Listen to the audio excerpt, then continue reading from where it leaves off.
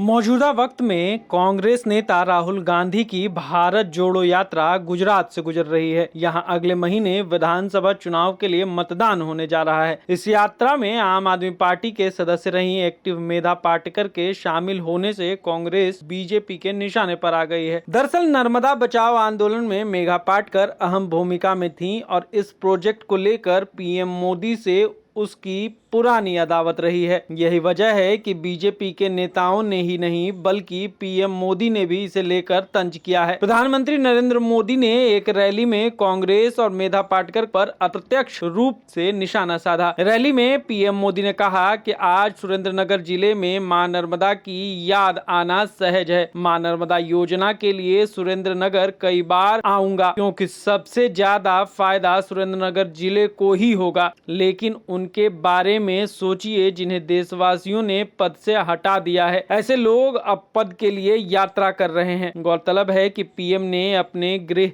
राज्य गुजरात में विधानसभा चुनाव के प्रचार के दौरान धोराजी की रैली भी कुछ इसी तरह का हमला कांग्रेस पर बोला था। पीएम ने रविवार को 20 नवंबर को गुजरात के धोराजी में एक रैली में राहुल गांधी का नाम नहीं लिया, लेकिन उनका निशाना वही थे। पीएम ने अपनी बात कुछ इस तरह शुरू की कि अपने नर्मदा परियोजना का विरोध करने वाले लोगों के संग एक कांग्रेसी नेता की तस्वीर अखबारों में देखी होगी। उन्होंने कहा कि नर्मदा परियोजना पर अड़ंगा लगाने वाले लोगों के बारे में सोचो। नर्मदा, कच्छ और सौराष्ट्र में हमारे लोगों के लिए पीने के पानी का इकलौता जरिया थी। 3 दशकों तक उस पर पानी को रोकने के लिए वह अदालत गए, आंदोलन किया। उन्होंने गुजरात को बदनाम करने में भी कोई कसर नहीं छोड़ी। नतीजा ये हुआ कि विश्व बैंक सहित दुनिया में कोई भी गुजरात को पैसा उधार देने के लिए तैयार नहीं हुआ। कल कांग्रेस के नेता उस बहन के कंधे पर हाथ रखकर पदयात्रा पर निकले थे जिसने इस आंदोलन की अगुवाई की थी। पीएम ने आगे कहा कि आपको उनसे सवाल करना चाहिए कि वो किस आधार पर आप लोगों से खुद को